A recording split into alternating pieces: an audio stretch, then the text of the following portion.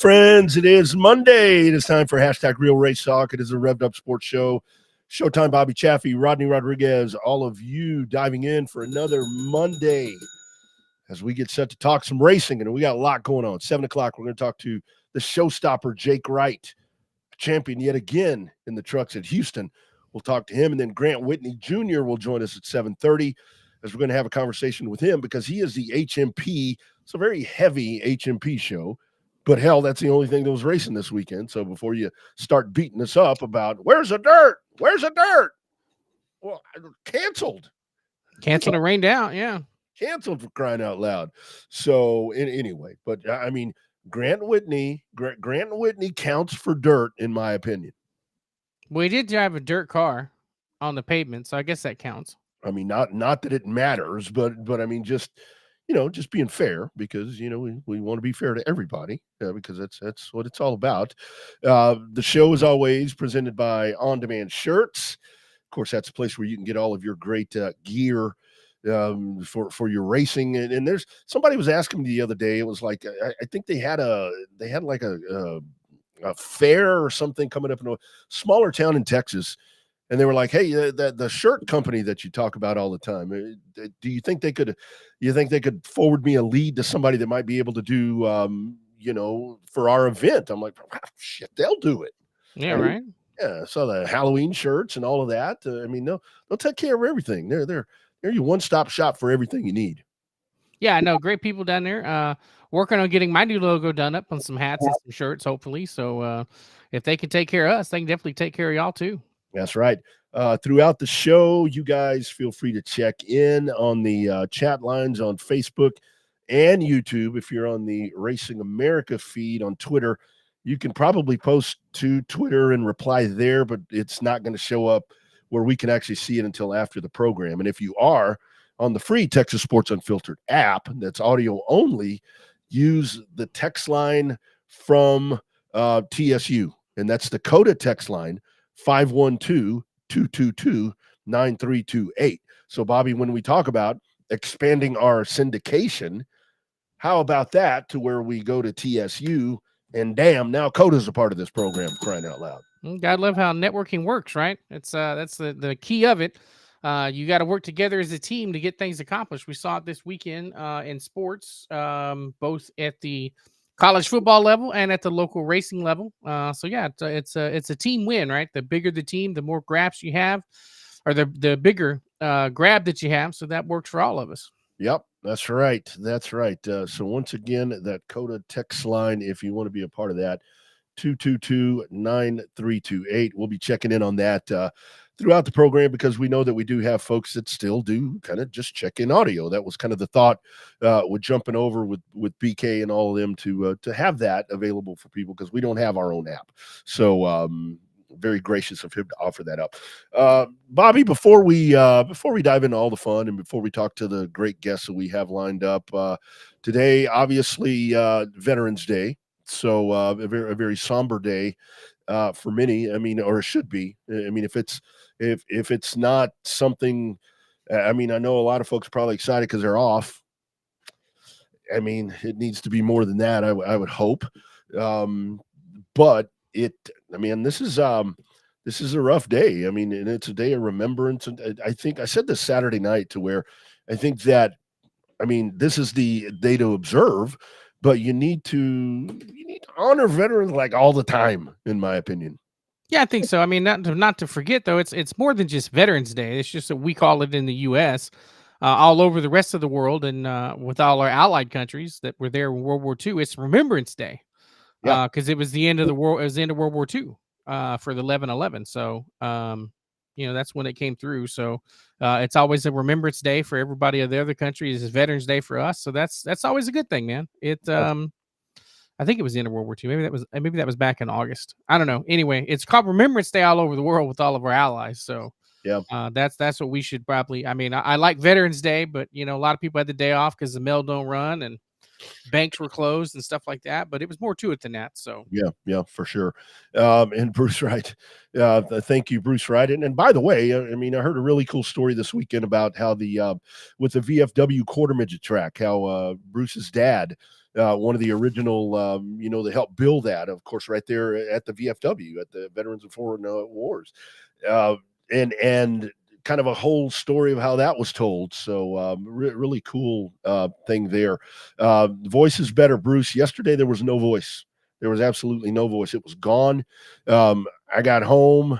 And the dog's like just staring at me all day. She's like, she didn't know what was going on. I mean, because my conversations are with her. And I said it on the show this morning where I'm like, the dog was freaking out because I couldn't talk. Everybody else in the house was totally excited because I couldn't talk. But it's back today. It's back today for now. Anyway. For now, anyway, right? So that's a good thing. At least, I mean, you had a little partner there in Houston. At least that was doing the quarter midget stuff for you.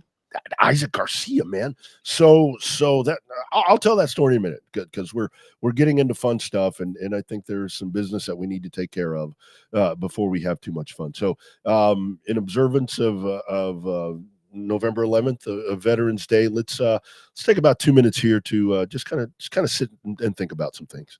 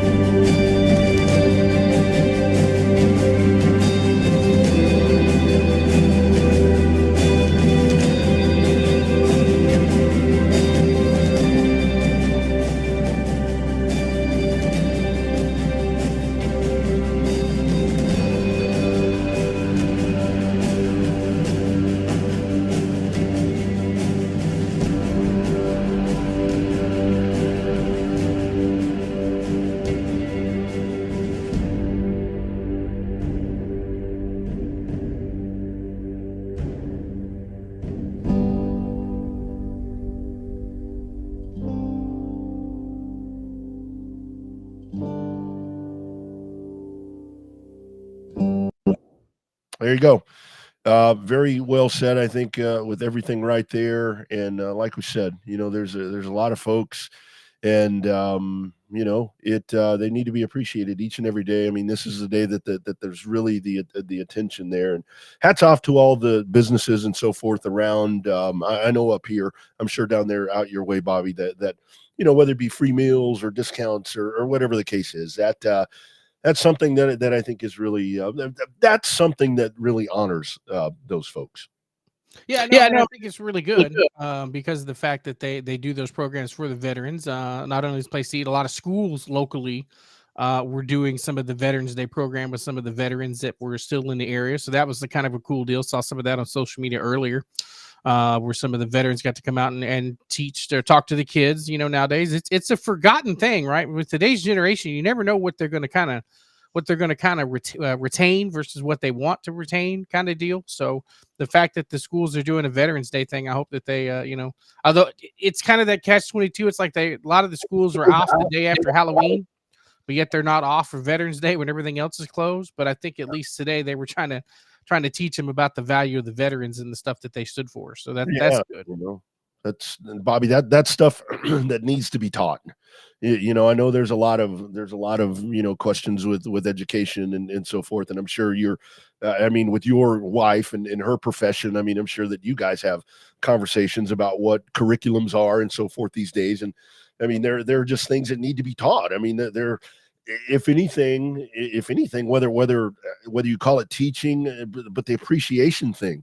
And I think that that's maybe something that with some of these kids these days, if you learn them about those kind of things, maybe that helps the respect factor and all the different things to know that it's not as easy, it wasn't as easy for others as it is for them, because they basically do jack shit.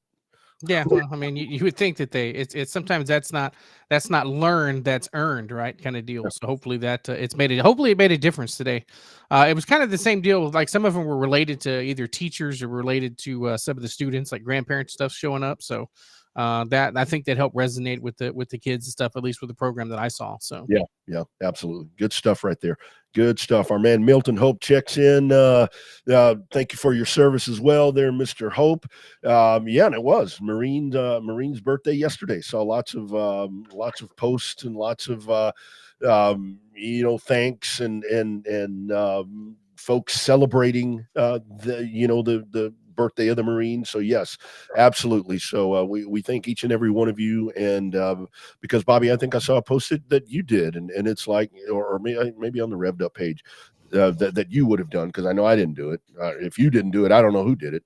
Where it's like, I mean, if it wasn't for these great folks, I mean, we don't get to do this. We don't get to race. We don't get to do any of that stuff. oh yeah, that's what I did this morning. Yeah, yeah, yeah. So I mean, that's super important right there. We always need to have those folks front of mind. And I think we've talked about this before, where racing drives me crazy for a lot of reasons.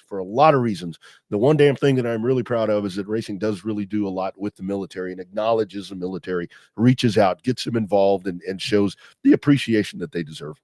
Yeah, it'll be kind of cool with the UTSA game on Friday night, despite the fact it's going up and going to be head to head against some playoff football. It's military appreciation night on Friday night at the UTSA game. So Milton will be a big part of that as the PA guy down there for the UTSA Roadrunners. So that'll be looking forward to that in my season ticket seats, and going to hang out and have a good time on Friday night. I was over at Tarleton State last week, which is where I think I caught this. Thank you, Kendall. But it was a military appreciation game that she invited me up for that, and the pre-game ceremonies and so forth. I mean, that's an A&M affiliate school right there. So you can only imagine. Obviously, you have the military effect in and of itself, but being a one of those schools in the Texas A&M system, it's only going to magnify with that added stuff. So very touching stuff. Just and just really glad to see that in those colleges like that, and when you have those games, that they showcase the students that are actively involved in the military, and the better part of it, there's a lot of them. Yeah, no, there's a lot of them that take place in it, and throughout. That's most ROTC programs get under recognized, both at the high school level and at the college level. So it's a great way to get the next generation. We talk about trying to find ways to get the next generation involved in racing. It's the next generation trying to find ways to get them involved with the with the armed services. So that becomes a challenge. I know that they have a lot of complaints with some of the Army sponsorship and National Guard sponsorships of racing over the years. But apparently it was justifiable for the number of events and number of people they got to sign up and serve versus the cost of it. So I think it kind of worked out. You still saw it at a lot of the NHRA stuff. Obviously, Dale Jr. sponsored by National Guard for a number of years, and not only that, in their years in the sport. So it's always remember those Army cars of Mark Martin and Joe Nemechek and stuff like that. So yeah, kind of cool deal. Yeah, no doubt about it. So speaking of NASCAR, and again, we will intensively break down the championship and so forth, because I mean that was really the big story. I mean, and lots of stories surrounding it. But of course, like we said, Jake Wright coming up in about 12 minutes. So we want to talk to Jake, and then Grant Whitney coming up in there. So we'll kind of pull the NASCAR in there as we can, Bobby. But I wanted to get your thoughts here is two things, not so much about the championship and the race and in and of itself, all of that yesterday, but couple of things yesterday. We saw the end of that of the winning streak for Kyle Busch, and as we got towards the end of this thing, I think people were really holding out hope that Kyle Busch was going to find a way to win one. But I mean that team is just, I'm sorry, the team is just no good. I mean, if it isn't a plate track, or not a plate track, if it isn't a super speedway or something like, we can say that. If it ain't a plate track, they're not going to contend. I mean, you may get in a one-off where Ace has been fast, but it's really sad to see that, man, because like him or not, the dude's one hell of a driver. And I really wanted to see him win this year, just to keep that going. Yeah, just keep it going. I mean, like I said, I've always said he's having the year this year, but he thought he would have last year. Obviously picked up, I think it was 3 wins last year over there at RCR, and this year they can't get out of their own way. Yep. There was a couple of times there at the beginning of the season he was trying to contend and was actually leading the Daytona 500 there at the beginning of the season, and actually got a chance to try to win a few races there at the beginning. But I mean, that thing fell off the rails. It fell off the rails in a hurry and by a mile, and they just couldn't seem to get it back. Obviously, they found something with the short track package there at Richmond, where Ace was able to bulldoze his way to the win, but he was there all night long. So, I mean, with the fact he was up front enough to contend for the win was a surprise that night too. So to see RCR continue to struggle, you don't like to see it. Obviously, they're still, top tier Chevrolet team in terms of the pecking order. But I think now, obviously, Hendricks #1. I think you see probably Trackhouse #2, RCR #3 now on the pecking order there at Chevrolet, and Trackhouse kind of struggled this year too. So it's surprising to see some of the struggles from Chevrolet. Although next year going to race the unnamed Camaro again till they find something else to replace it. So I think that was kind of a surprise too. It was the last race for the Camaro, despite the fact they're still going to run Camaros next year. They're just going to be called Chevrolets instead of Chevy Camaros. Yeah. And I think that this is a point right now for Kyle Busch where he is with his career. There's nothing that makes a unpopular driver popular than not winning all the time, because it really seems like in these days that's what makes a driver unpopular, is they win all the time. And Jimmy Johnson's the nicest guy you could find, but people didn't like him because he won all the time. I mean, by questionable means or whatever the case. And but the whole thing is they did what it took to win championships. And now that Kyle Busch isn't winning every week, I mean, it really seems that people have softened up with him, and the move over there to Richard Childress, I think, really magnified that, because that's one of the most popular figures that you're going to find in the NASCAR world. But I think that what could really be one of the most popular wins of all, well, maybe not of all time, but at least in the recent top 5, would be if we get to Daytona in February and that dude wins the Daytona 500, because that's been one that's gotten away from him a lot of different times. And I think for Kyle, that would maybe help kind of ease a little bit of this, because he's upset about that. I mean, the dude's a winner. And that brings in the second guy into this conversation. Yesterday the end for Truex, and obviously not the day that Truex ended. He got the 2 poles at the end, but what if? And I heard an interview with Truex yesterday where I was driving home, and they said somebody asked him. It was that guy Spencer, Lee Spencer's husband, said, "So in February, what are you going to be doing when Daytona rolls around?" He said, "I'll be in Daytona driving a cup car." Yeah. So it's like, okay, it's like all the, if Truex or Kyle Busch could win the Daytona 500, I think that'd be really nice.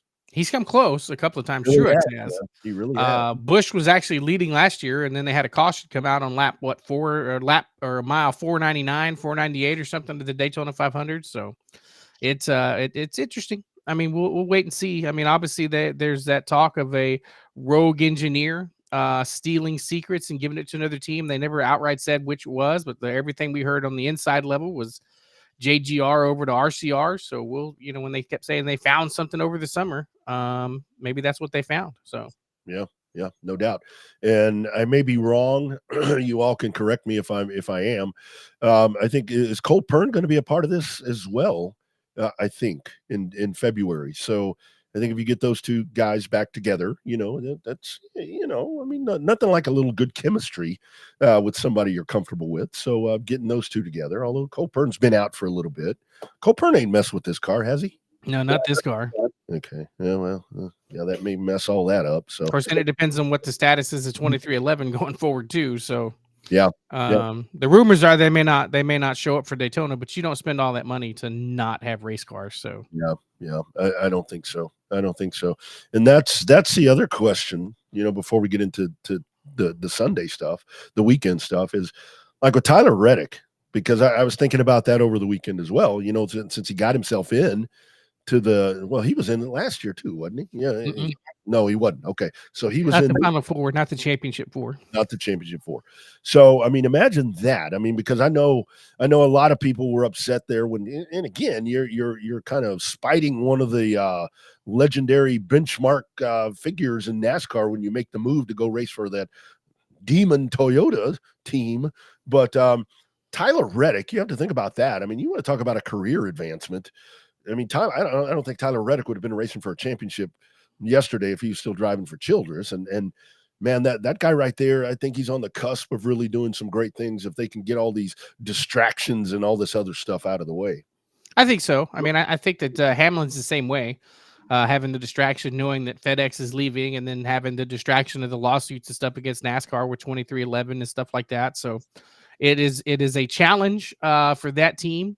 It's great to see. I always say it's great to see Michael Jordan at a racetrack because that's big. I mean, that's the most recognizable sports figure in the world, despite what some people think about the current generation NBA stars. But when he's at a racetrack, that's special because he's got a lot of stuff to do and he's got a lot of business interests, but he's there supporting his team. Obviously, he was there yesterday with a chance to win a championship.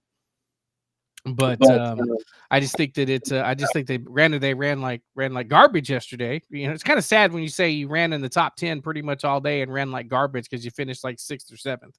But when the other couple of championship contenders finish 1, 2, 3, and you're running 6th or 7th, that's not a good day at the racetrack for that. That really was the thing where I thought that we were going to see.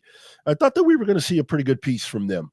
I don't know if they missed on something or what the whole deal was. I mean, because Blaney qualified, I guess 17th, so he was the worst of them all in qualifying it. And I really felt confident. I mean, I picked Tyler Reddick to win the championship, and they just seemed like a step behind all day, man. I couldn't figure out exactly what the problem was with them. But they just never got anything underneath them, or I don't know if it's that the others were so good, but just as it typically does, it's the top 3 or 4 sitting right there in the front again. And that's when I start asking questions. It's like, man, come on. I know it's not an inside job. I know it's not, but when that happens, because it happens all the time, and it happened Saturday, happened Friday, with the top 4 all running right there together towards the end. So, big win for our buddy Majeski, friend of the show, been on a couple of times. That was a dominating performance, and congrats to Justin Allgaier finally getting his 7th try for number 7, and he finally gets it. So that was a cool deal. Some very, very smart move when he let Riley Herbst just go underneath him, because it didn't matter if he won or not. Second place won the title, and you didn't worry about getting wrecked or anything else coming to the line. So smart move by that team. So yeah, that was a lot of it was a fairly entertaining championship weekend there in Phoenix, all the way through from the trucks to the Cup. I got to tell you, I don't know if it was. I don't know. I was all thrown off yesterday anyway. I mean, I couldn't talk. I was having, like, Saturday night, my ear was all jacked up. I mean, I was having equilibrium problems. I mean, it felt like I was going to fall over a couple of times. And that was still kind of the thing yesterday, where I was just thrown off. I didn't really enjoy that race, to be honest with you. It was like, oh, I know what it was. I had the Cowboy game on at the same time. I think that probably hurt your momentum there, going from one to the other. One throttling to, well, no, the other one wasn't a throttling, but it was, I don't know. It just, I don't know. I don't know what it was. It got better with 30 to go. It did. I think I expected more, especially and this is where it really sucks when you get into the Cup stuff, because you have, and this happens a lot to where you have all this shit that's happening even during the regular season, where it's like you have this incredible race, and you name the track, usually a road course, and then you go to Dover, and it's like, okay, I got all jazzed up for 2 days for that. It's kind of what I felt like yesterday. Maybe it's because Joey won. I mean, I don't dislike Joey Logano so much, but it's like, I don't know. I felt empty afterwards. I'm like, all right. I was indifferent. I mean, I was good either way, whether it was Blaney or I was surprised to see, under this format for somebody to go back to back. One, you got to make it to the championship for back to back years. And then you have a guy that has a legitimate shot with, 50 to go. I think he was right. He just burned up his stuff getting around Kyle Larson and William Byron and stuff like that to get to Joey. So I don't know, 3 in a row for Penske. Obviously, he set the standard. Everybody, if I have to see another one of those, congratulations to Chris Bell for winning the Winston Cup Series championship. Tough shit. It ain't Winston Cup championship no more. We've been doing playoff racing for 20 years. They started the chase for the NASCAR stuff in 2004. It's 2024. I'm never watching again, but yet I'm still bitching about who's the champion. Oh, Bobby, I'm sorry to tell you, you're going to see it again because I'm pulling it up later to prove your point, though. to prove your point, we'll talk about that a little bit later as we go. Speaking of winning multiple championships, of course, Joey Logano, 3-time NASCAR Cup champion now. They're in the 22. Oh man, and I've got some really good sound I want to play for you, Bobby. When Joey Logano went over to the 22, I think you posted something about the right timing and all that. Oh man, I felt some good sound last night. There's another 3-time champion, but he's in Texas right here with us. We do race asphalt in Texas, friends. We really do. Racing America, friends, we still do. There's asphalt racing in Texas. 3-time, like LeBron, not 1, not 2, 3-time truck champion over at Houston Motorsports Park in Houston, which is the what, Bobby? The Palace of Power. It is our man, Showtime. Damn, I had it going, man. The showstopper. How's it going, guys? Showstopper. Jake Wright. Damn. I practiced that all day and still found a way to fuck it up. Damn it. It's all good, Rodney. It's all good. Jake, how you doing, man? I'm doing great. How are y'all doing? Doing good, man. We're just hanging out, man. Tell us about Saturday. Obviously, Mother Nature got in the way a little bit of the party and the celebration, but I guess at the end of the day, it still worked out in your favor one way or the other. You guys were kind of up and kind of geared up for the championship with the way the points were lined out anyway. But tell us about Saturday night. Actually, never mind. I'll get into that in a little bit. Tell us about your race on Saturday night. I know you had another special race in there too on Saturday. So yeah, that was cool. But no, I was a little disappointed. Obviously, that was unexpected. It was misting a little earlier that day, and it went away. And I thought it was going to do the same thing when the mist came, and it did not. It just kept coming and coming. And I was like, oh man, how's the track looking, boss? And my dad said, I think we're about to lose the track. And about 10 minutes later, yeah, they called it. So it was disappointing. I wanted to race. I was looking forward to racing Zach and Max and everybody else. It was going to be a fun race, I think. But hey, it happens. Yeah, no doubt about it. Jake, talk about that part. I mean, you mentioned, it's with the trucks here, and folks talk about the trucks here in Texas. It's not just here. I mean, it's with the truck series. I mean, you look at Pensacola and Mobile and Georgia. I know there's different trucks. You get into the middle part of Florida, but I mean, everybody's having a hard time. And kind of talk about that though, because it seems like in Houston that you may not have 30 of them. But when you have fields like you did the other night, I mean, it's a field of maybe 8 or 10, but it's 8 or 10 badasses, it seems like. Yeah, no, it's always competitive. That's the great thing. No matter what, I mean, it's always competitive. Of course, it'd be nice to have 20, 30 trucks, but reality is it's just probably not going to happen. And I, that's okay because, like I said, the talent is there. Everybody is talented. It's always a great race. So that you can only control so much, guys. You really can. the ones that are going to show up, they're going to show up. If they don't, they don't. And, for understandable reasons, everybody has their reasons, and rightfully so. I'm just saying, yeah, but no, what we have is great. And like I said, Zach and every Max and all them, they're great competitors. So yeah. Yeah. So, Jake, talk about the evolution of the trucks. You've been running them a long time, and it seems like there for a while. Obviously, we talked about back in the heyday where you had, when Kyle was running and Houston was running full time and Corpus and all the asphalt tracks are up and running. Mhm. There 10, 12 years ago, the trucks were popular. Right. Obviously, they ended up being the top class when Gina took over there, and the rebirth of Houston with NASCAR sanctioning and stuff like that, where you got a NASCAR title out of it. But talk about the overall, the evolution of the trucks from when you started to where they're racing right now. Not so much the truck count, but just the overall feel of the truck itself and the power to weight ratio and stuff like that. Yeah, it's definitely gotten a lot more powerful, a lot more aggressive. Yeah, it's definitely different. Whenever we were racing in Kyle, those days were like way slower, but yeah. Yeah, definitely a big change. I mean, Big just change. Yeah.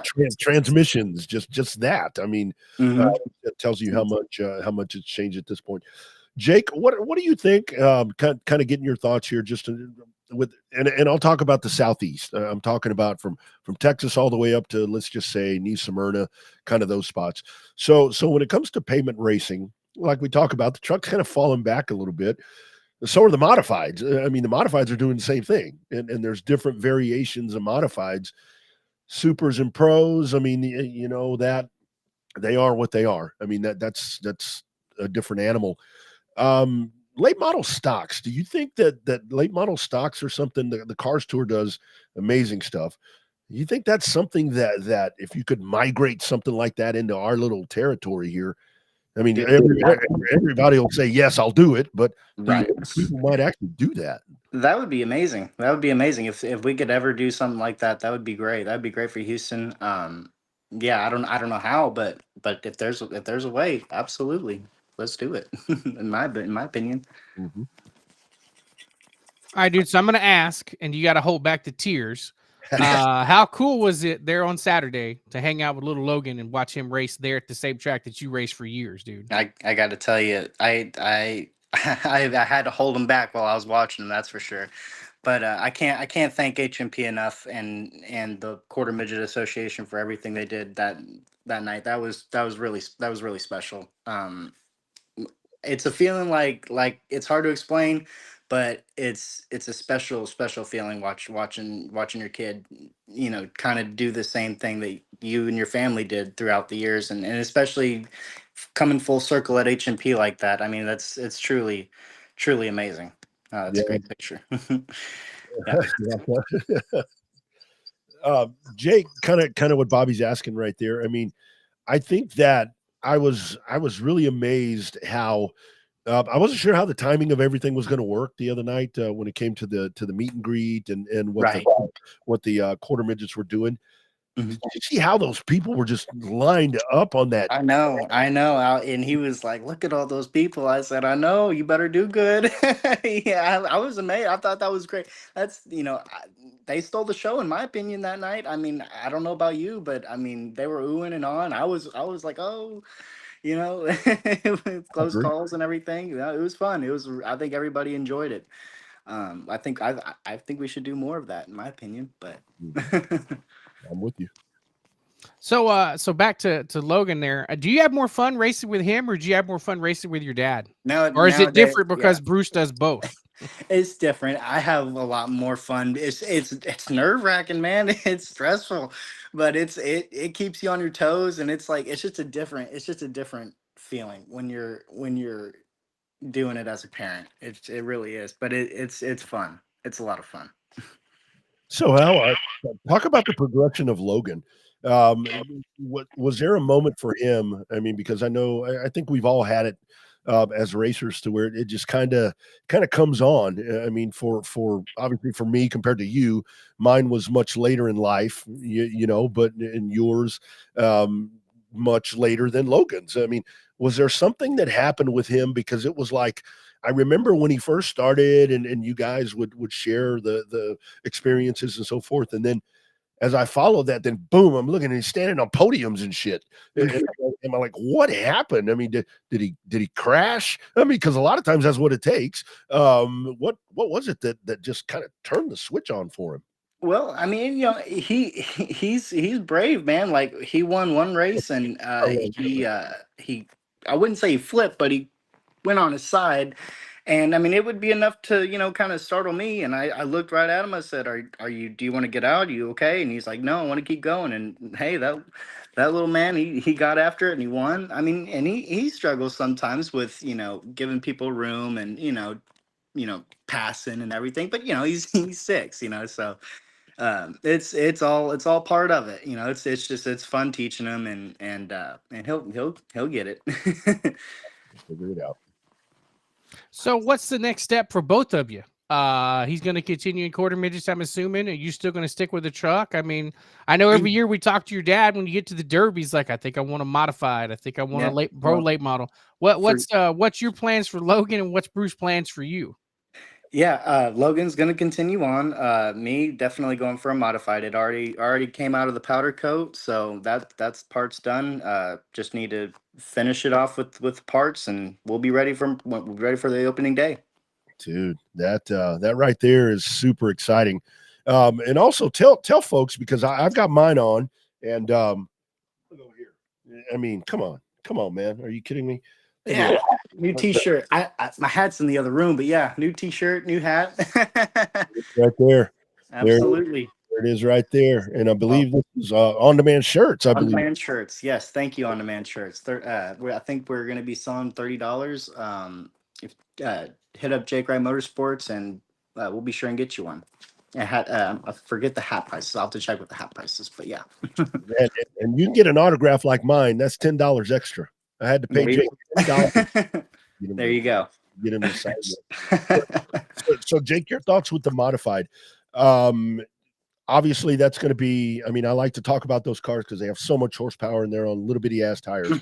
Have you driven one of those? I mean, nothing. So you're going to be green like the screen behind us. Yeah, no, this is going to be a whole new learning curve for me. Dude, just picking up the rear end, I'm like, holy smokes, this thing is, this ain't nothing compared to mine in the truck, you know? So, yeah, no, it's going to be hugely different. So I'm excited though. I'm excited to learn. It'll, you know, I'm not trying to win as soon as I get in, you know, so just going to take it nice and easy and learn as I go. Just no big deal. There you go.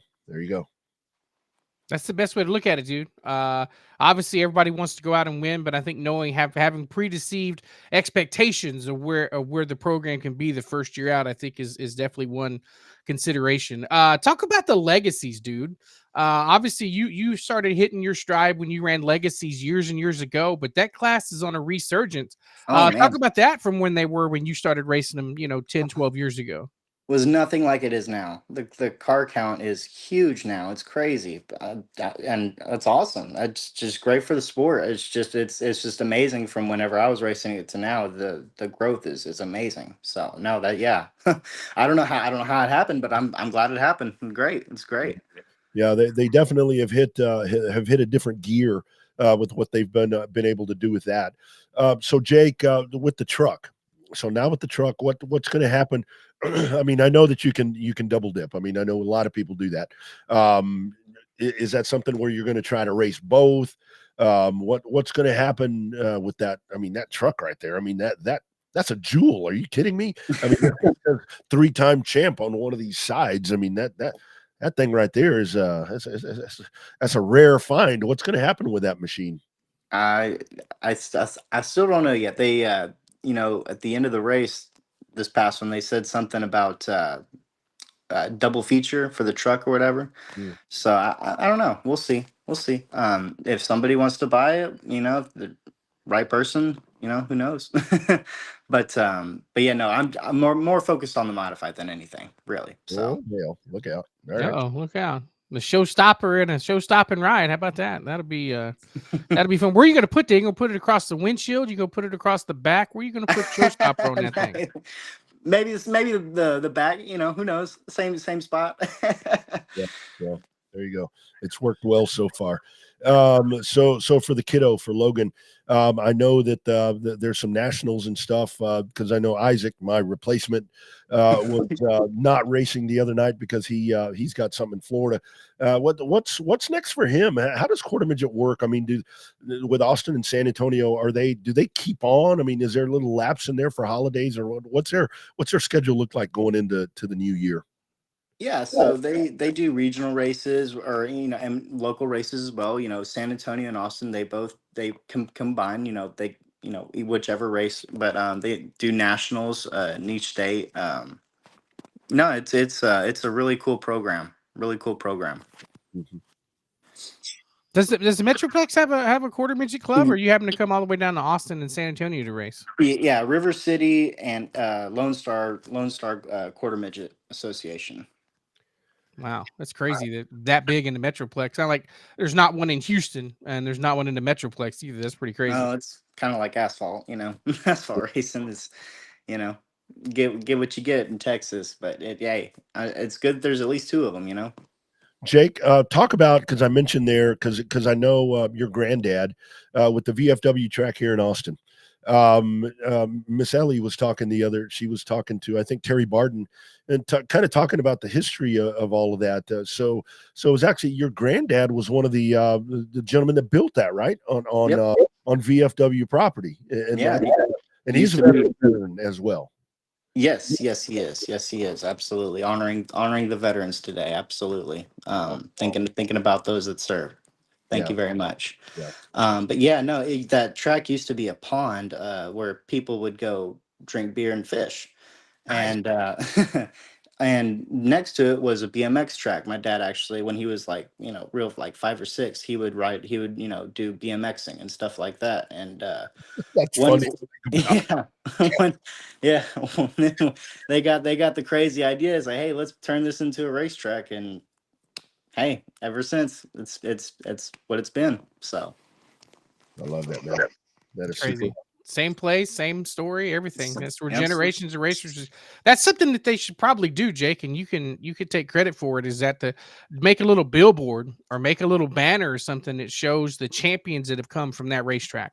Yeah, Whether it's local racing, national racing, whatever they've done, if they can make the list of all the kiddos like you that started racing there and then moved on to win championships in trucks and legacies and stuff like that, that'd be kind of a cool deal to see right there. I'm almost positive the Labanis. I don't know if they raced there, but I think they did. But I think they would go over there and watch the races and stuff like that. And I forget the story. I think they did, but don't take my word for it. Yeah, no doubt. But yeah, no, a lot of legends, a lot of racers come and go out of that. Speaking of legend, my man, you are one, because there are not a lot of people in Texas that can say that they've won 3 state championships, 3 track championships in anything. So again, another great job. Talk about all the folks who make it happen, man. I know you got great sponsors. Yes, You got some hardworking people. absolutely. Sins Martin, can't thank them enough. LT Division, Tech Source, they came out in a big way this year. We came through some adversity. We got our truck stolen and everything like that, and it's just something else to be proud of. But no, Phil's Trailer Sales, Moore Law Firm, Brandon Ernest, Buzzy Transmission and Gears, Robbie White Engines, and also HMP Oval Track. I can't thank them enough for everything they do. Terry Barden, Owen Pittman. Without those guys, we wouldn't be racing. So I really appreciate everything that they do. And also Kruger Motorsports as well. Without those guys, we also wouldn't be 3-time champion either, probably, because we'd probably still be struggling. But I'm happy. I'm just happy that we came together and we did it. So yep, did it again. Always glad to see you guys winning championships, man, because you're some of the best people that you're going to find. So well, thank you guys. I really appreciate it. Got it, man. Congratulations on that. And I'm sure that we are going to see you very, very soon, my friend. You guys be well and have a great Thanksgiving.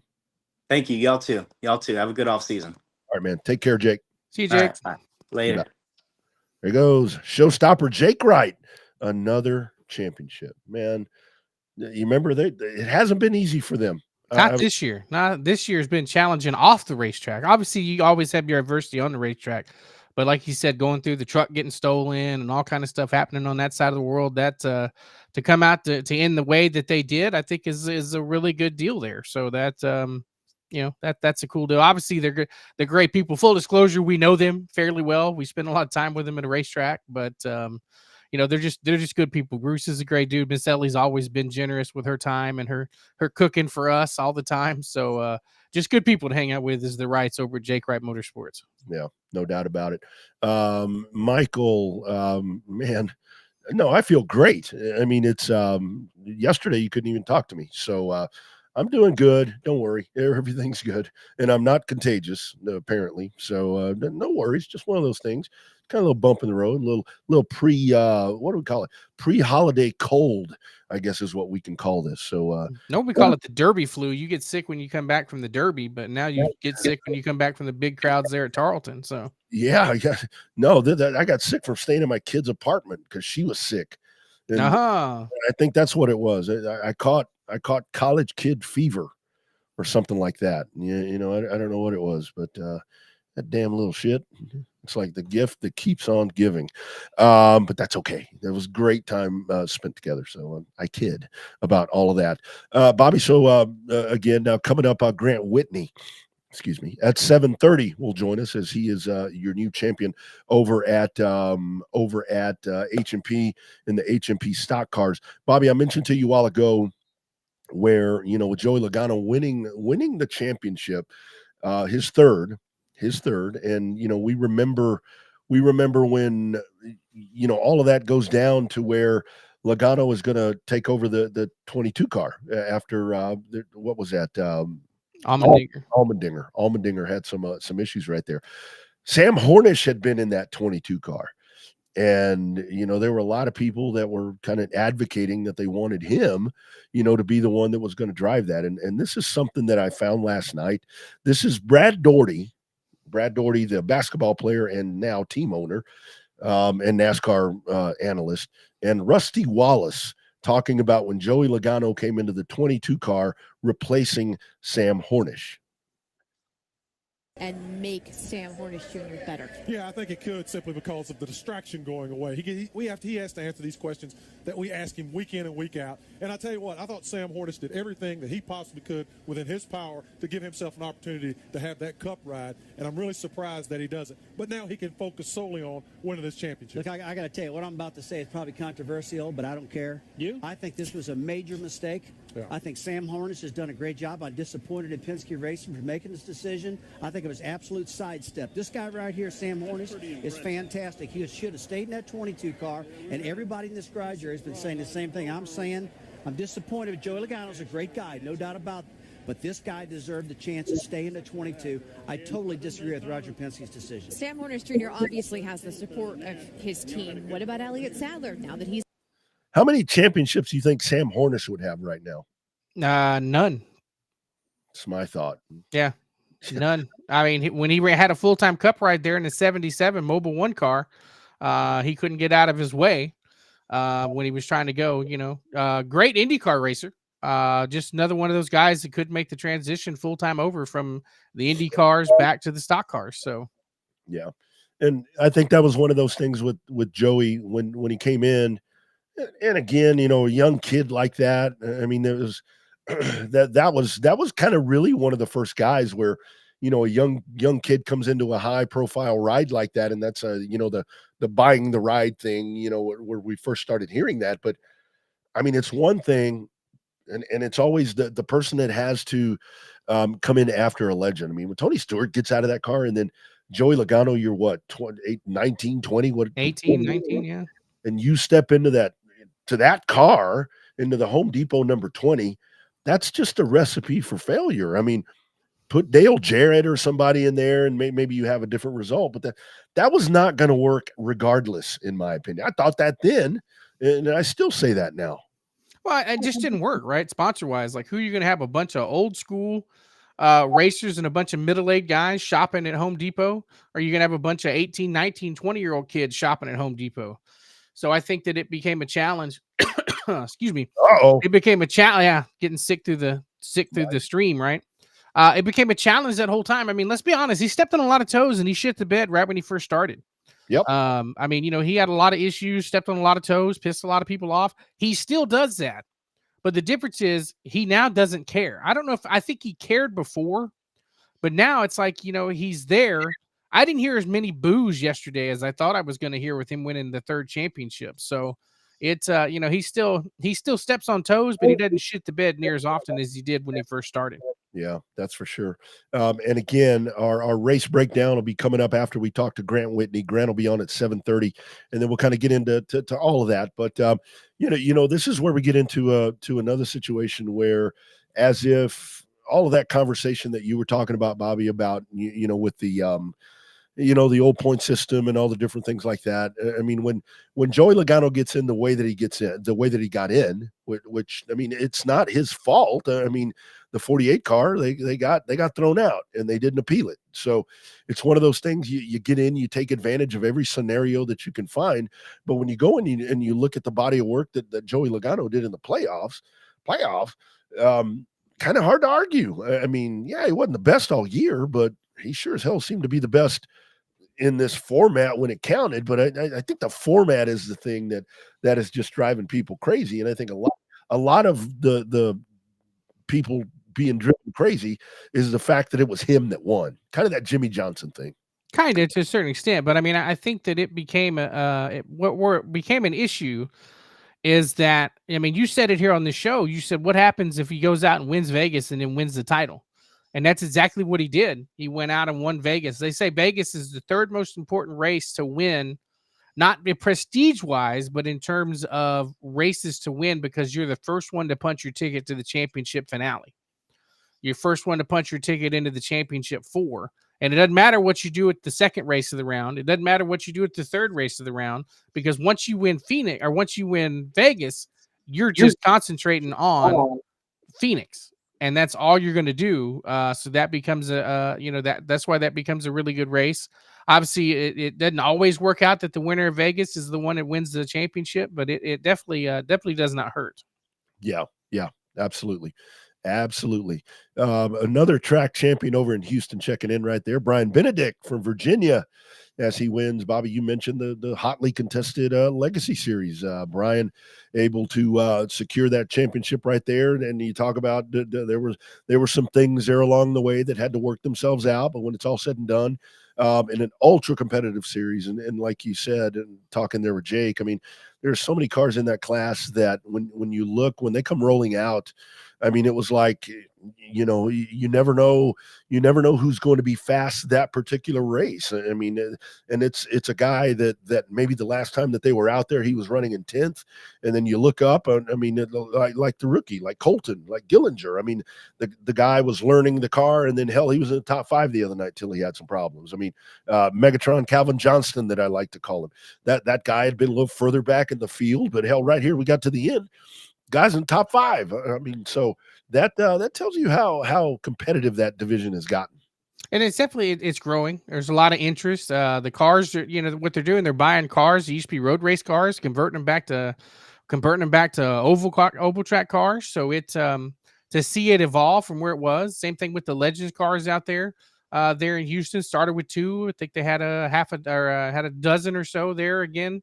On Saturday night. So it's it's great to see those divisions. The one thing though that I was proud to see evolve over the course of the season at Houston, especially with the legacy cars, is that they went from being just little bitty and who gives a damn cars to being a showcase for the racing that can happen there at the Palace of Power there at the H&P Oval. So they went from just being, they're just little bitty cars, they're not race cars. We try to tell them that all the time on the microphone. Just because they tiny doesn't mean they're not race cars. Doesn't mean that they're not going to be fun and put on some good racing. Yeah, because if you really look at kind of the whole balance of work this year, I mean, when you want to talk about car counts and all that, and these were two classes that had kind of been put to pasture a little bit. I mean, it was the legacies and the legends. I mean, the legends, you know, at least a dozen all the time, so often more. And the legacies, like you're talking about, I mean, 16, 18, 20 at different times. Those were the classes. I mean, what people really hone into, you know, the older race fans, they hone into the modifieds and the trucks and the stock cars and the different. I mean, they weren't there.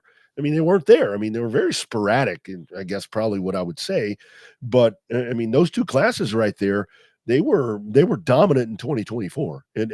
But this is something. Another great example of this is Nashville, because you can look at Nashville.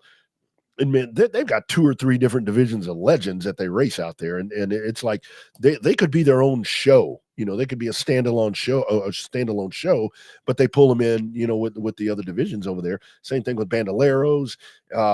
They don't do legacies over there, but I think that the legacy thing is something that could expand itself, and I think they're planning to do that. But then again, that's where when you talk about expanding, especially in something like a legacy, it gets hard because I think guys feel, and I know this because we tried it in Mobile, where guys feel obligated to travel and they can't. And I hate putting racers in that spot where, man, I feel like I should really go, but I can't. And you shouldn't feel guilty because you can't drive 500 miles to go race. Yeah, I mean, I thought that the couple of races that I got to see from Mobile, and even the race that I got to do the race directing on with the legacy cars there at Mobile, was a great race. I mean, they you know, sometimes they tear stuff up. They have a tendency to tear more stuff up in Houston than they did at Mobile. But I think it just becomes the nature of the beast. Obviously, you've got the younger guys need to learn how to do the stuff, and the only way you learn how to do it is by doing it wrong. Crashing cars, having to fix cars, you learn what not to do in a hurry. So it's a unique challenge in any form, but we saw it more so in the legacies. I wouldn't necessarily call it growing pains, but it definitely was a big change from where they were at. Yeah. And, you know, I will say, just kind of to button this up, I do think that, you know, like when it comes to pro late models and super late models and even modifieds, not so much, outlaws, not so much, I guess. But yeah, you know, there are certain cars that are better suited for a half-mile track. I personally think that a legacy, just for the closeness of the way that they race, for the compactability of the car, they are better suited for a quarter mile or a half mile, or a 3/8 mile like Houston. A lot of times, you know, when I see the legacies race, I've thought this over the years, so it's like I would have loved to have seen the legacies at Austin or at Corpus, because I think they would have put on one hell of a show, especially at Corpus. Especially Corpus, yeah. Oh my God, I just think they're better suited for that, because you get them on the big track at Mobile, and just like, and I think that's where, and it's more the fan perspective, because they don't roar like the mods in the super late models. They have, you know, they're equipped differently, and I just think that they're suited better, and I think that's where Houston has a lot of leverage with the legacies, and they can really build a lot around those guys, I think. I mean, they put him in San Antonio a couple of times, you know, running there with the Pro Sedans, but I also thought it was kind of a weird race for the Pro Sedans to be racing at the big half mile there in San Antonio too. So, but you're right, man, a legacy race there in Corpus back in the day, man, that would have been that would have been a hell of a show. Yep. That's right. That's right. All right. Bottom of the hour. Let's go diving in. We've already talked to one champion from Houston tonight. So let's talk to another one. And I'll tell you, Bobby, if we go back and really think about this at the start of the year, if we would have been like, okay, let's talk about the people that we think are going to be track champions at Houston on the pavement. I think one of the first names at the top of my list would have been Grant Whitney Jr. Am I right, I don't Grant? believe that for a second. I don't believe that for a second. Doing? I'm wonderful. How are y'all brother? tonight? Yeah, we're doing good. We're doing good. What's shaking out your way, brother? We're just relaxing at the house. I was putting some go-karts together for my son and watching your show. It's been entertaining. Oh, well, thank you. Glad to hear that. Most people turn it right off. Yeah, most people turn it right off as soon as they're done, or right before they come on. So, yeah, talk about that I don't want to say transition, right? Because, you still race dirt and you race a lot, you raced a lot there at Texana and 105 and stuff like that. But the overall perspective of you or your opinion on going from the dirt, coming over to the H&P Oval, what was that like for you? As I know, obviously, your buddy Donald Kane was winning lots of races on both dirt and asphalt, but, you were there competing and just hanging out and trying to have a good time and trying to win races. So what was that transition like for you?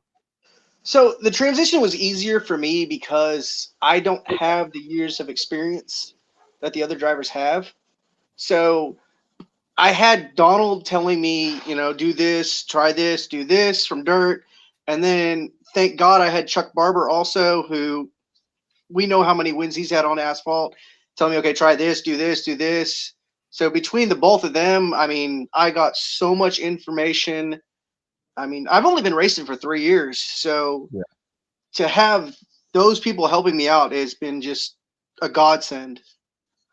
So Grant, kind of talk about some of the differences right there, because I mean, it's always for me, it's been where dirt. And again, I didn't race dirt a lot, and it was towards the backside of when I was racing full time. I was a pavement guy, so it really seems like with asphalt, there's a lot of finesse to it.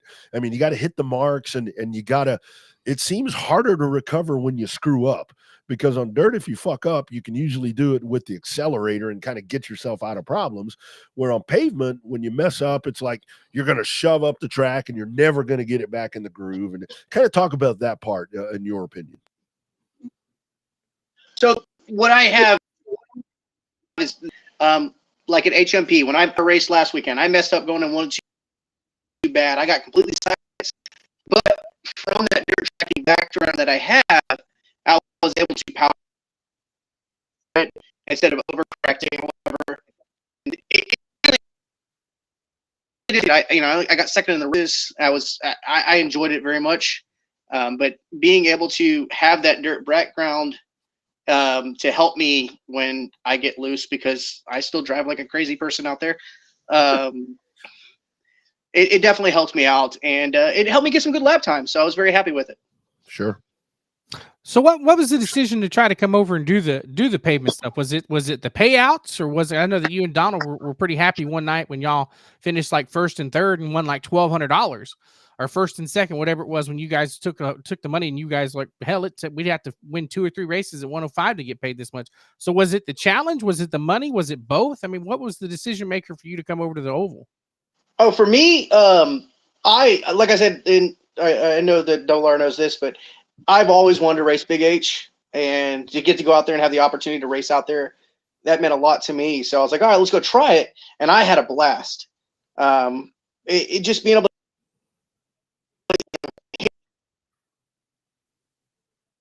hit your marks every time, or good, just go out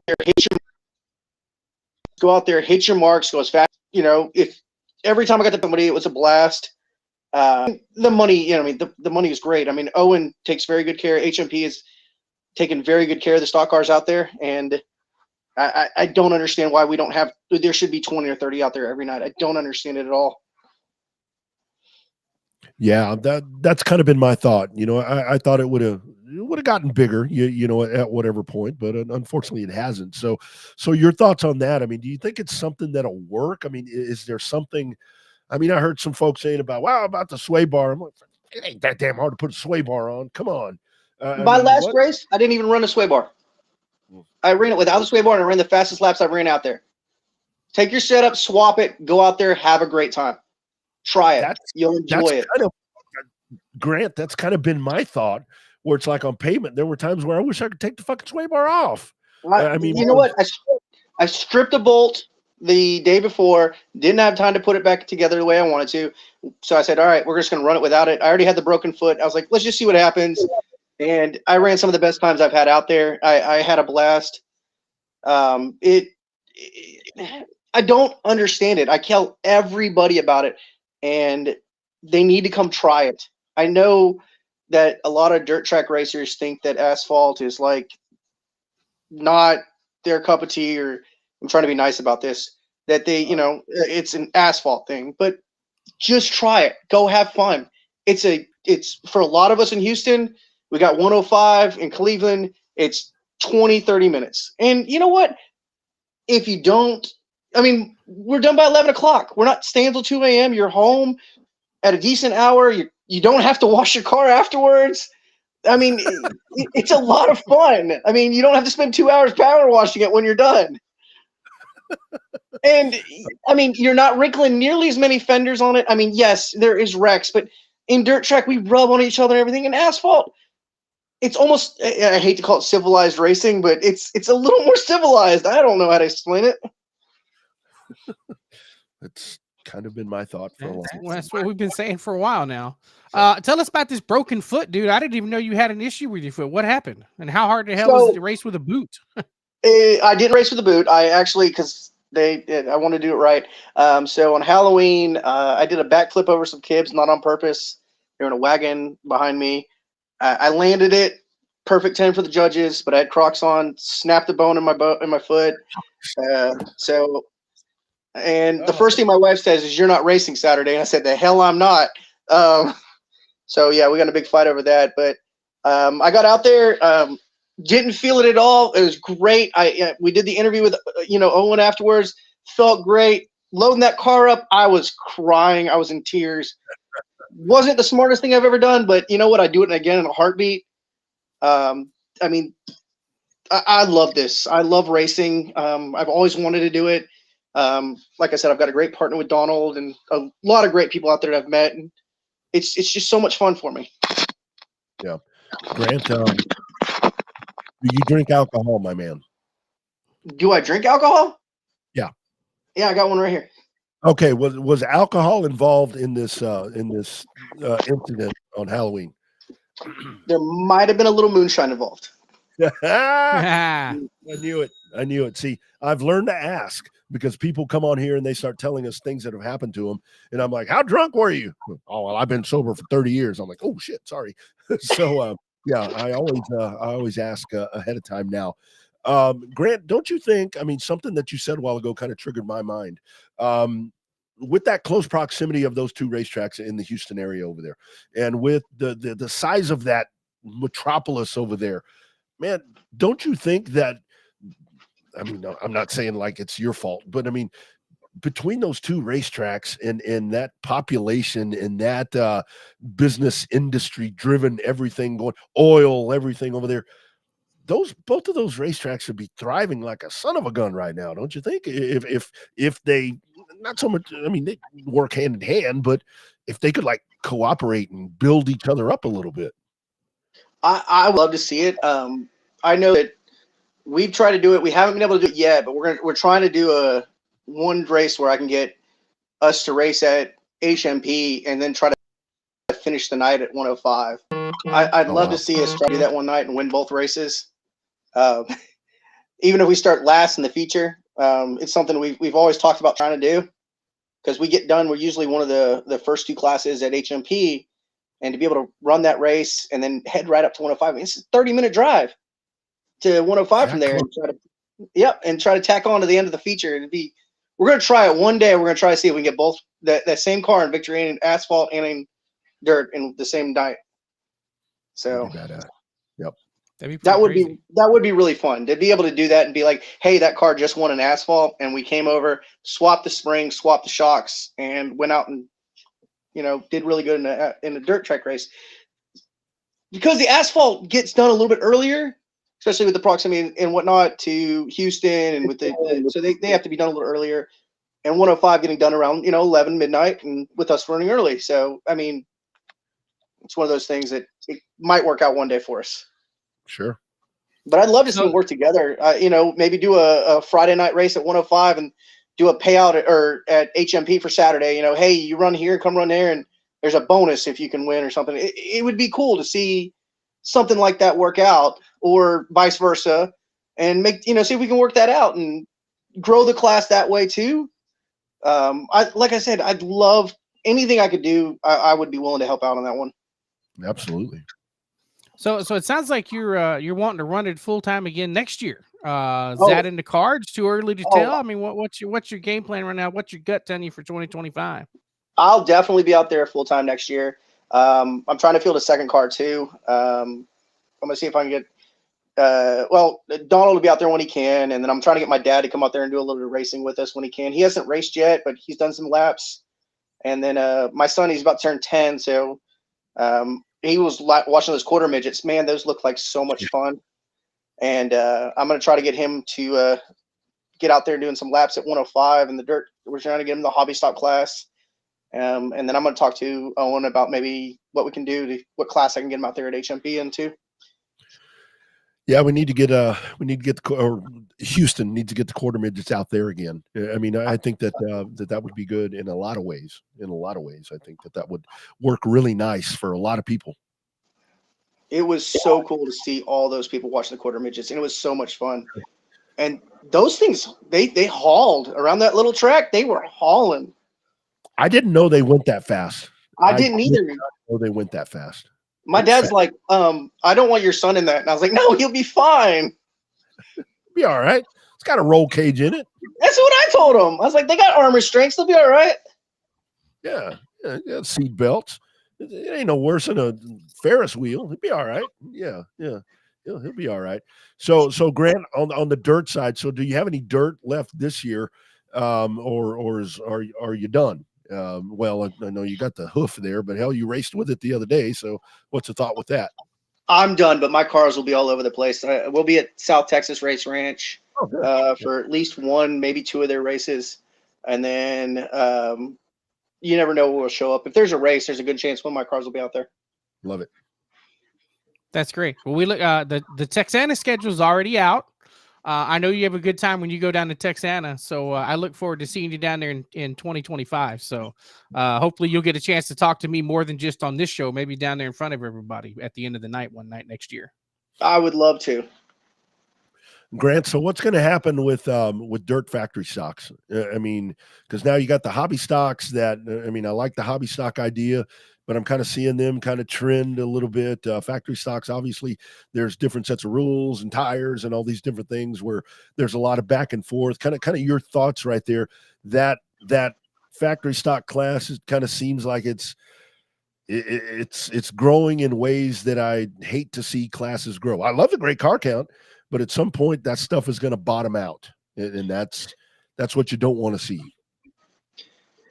I love factory stocks. I like hobby stocks too. I mean, we got both, but I prefer factory stocks. I feel like it's more traditional stock car, dirt car racing than the hobbies. I think the hobbies are actually, they look like factories, but I feel like they're closer to a street stock with how much, with the headers and what you can do to them. I mean, it's hard because they're getting so close to one another. I honestly don't know where they're going. I mean, like I was at the Battle of Boot Hill. We had, a huge car count out there, and but you're seeing a lot of the factory stock guys run hobby. So it's like you're getting to run twice in two different vehicles, but they're kind of like the same.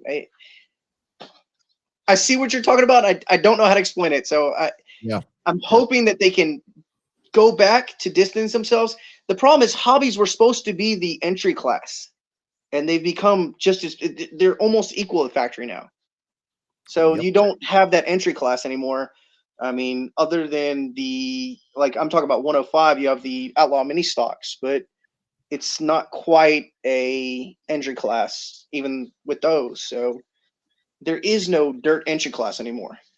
That's right. Now, South Texas Ranch has pure stocks. Now that is I wish they would go back to those rules, and they run the pure stock rules everywhere. And we had the actual entry class. It should be an entry class, factory stocks, street stocks, modifieds, limited modifieds, what you need, and from there. But I mean, that's just my view on it, and it means absolutely nothing to anybody, but that's how my view is. Agree. Well, I mean, your opinion matters to us. I mean, but it usually doesn't. Yeah, your opinion matters to us, but it's not always heard, right? The promoters, and nothing against the promoters want the most car count, right? So if they run pure stocks and they didn't get enough car count, and then they run hobbies and they get more better count and stuff like that. Obviously, they're going to pick the class with more cars, but I see what you're saying with, you know, the entry. That's the funny part about it is like, you know, Owen always says it's not entry level, it's affordability. But hell, Yes. now hobby stock is getting. I mean, you're not spending the tens of thousands of dollars that you're spending on a factory stock, but you're still spending, you know, multiple thousands of dollars to get into racing. If you get into one of these hobby stocks, or, you know, pure stocks are a little cheaper, $2,500, $3,000, depending on if you can find it. But to get a competitive hobby stock, I mean, you're looking at least a minimum of $5,000, right? Yes, probably. I mean, most of the hobby stocks now are running crate motors, so you're looking at $5,000 just for your motor. Yeah. Yep. So just the motor's $5,000. Another car, you know, in a hobby stock, you're looking at another 30. You're looking between $5,000 and $10,000 for a car for hobby stock. But then again, if you want to be competitive in factory, you're looking between 18 and 25. Yeah. So I mean, I guess you're right in the fact that hobby is the affordable class. But at the same point, that's just where we are now when it comes to buying cars and parts. I mean, just everything is more expensive now. Yep. At least till November, or at least till January. There you go. There you go. So Grant, do you think that, in your opinion, just coming over to asphalt this year with the Crown Vic thing that hopefully will happen there at Houston, do you think that that's something? Because like I always say when I'm out there announcing, I'm like, I'm not going to tell you that it's in the economical class, because there's not one. I mean, there's not one. I don't care. This costs money to do. Do you think the Crown stocks is something, again, in that huge metropolitan market? Do you think that that's something that can take off? You know what? I just looked into it, and I do, because you can go to a police auction and get you a Crown Vic for $1,500, throw a cage in it, and for $3,000 you can be racing. Yep. And you can be out there, and not only that, you can be competitive because they all have the same motor. It's not like anybody's out there, you know. The whole point of that class is to go out there, and that is a very affordable class, and you can have fun in that class. And it wasn't this weekend, but the last time I was out there, we got to do our hot laps basically with the Crown Vics. I got to watch a couple of them, and they look like fun. Like, I want to get behind the wheel of one of those. I'd love to see more of those in dirt too. I know 105's done the cop car ones, and I'd love to see more of them on dirt too. So it'd be fun to watch them on dirt, and then be able to take them to dirt and still also be able to take them on the HMP. That could be a lot of fun in a very affordable class. And the rear-wheel drive, which makes it a very entry level, that could be a great entry level. I think so too. Yeah, I think it's got the possibilities to it. So, but that's cool, dude. I'm glad to see you in a good mood. Last couple times I saw you, I mean, you're always smiling and in a good mood, but last couple of times I saw you, you weren't as happy because I don't think you were racing. So, but it's good to see you in a good mood. Good to see you win a championship, and you know, hopefully that's good moving forward. And hell, you never know, you might get a few more cars to your collection. You keep rolling around with championships. You know, let's see, you need a quarter midget now. You got the go-karts. You want a Crown Vic. I mean, you know, you're going to have this massive stable. We'll start calling you the Rick Hendrick of the South over here in a minute with as many cars as you want. That's I've always told everybody, I want to be Dale Earnhardt. I want to be Richard Hendrick. That's what I want to be. I want to be Rick Hendrick. There you go. That's right. We'll start calling you. We'll call you Rick Earnhardt. Jesus. It'll be your new name. All right, my man. Good stuff. Congratulations. But by the way, thank you for coming to race with us. I mean, it's you know, we really wanted to draw some folks over, and man, when you came over, you know, we told the story about, you know, your history there, you know, with your dad, and that was really cool. But the fact that you came over and you stayed with us, man, I think you're really chartering something that's going to be something. It's going to be really cool down the road out there for those folks in Houston. Oh, I appreciate it. Thank you very much. Absolutely. All right, my man. Take care. Get that foot well, and keep working on them cars. All right, I think we got him. They kind of flipped on us. Yeah. All right. Well, no, good stuff right there. Bye, and he guys. did. I mean, that dude Grant was totally bought in. You know, from the first time out. I mean, he was super excited to be there, and he took to it. And I like what he said right there. I mean, because that. I don't understand. I never really understood a lot of it. I mean, because it's, you know, $800 to win. I mean, that's pretty damn good For that class, that's a good amount of money. And the whole thing is, I mean, if you look at that, when it's 5 or 6 cars, like it has been, It's like, shit. I mean, that's kind of a no-brainer to do that. But I know travel is involved right there. But I mean, it just looks like a ton of fun to drive, and it brings back that old school stock car thing, and it's really been fun. And he did a tremendous job, man. He was really good all year. Yeah, no, he did a good job, and he was waving the banner when he went to the dirt tracks too, because I talked to him about it in Edna a couple of times when he was over there running in Edna.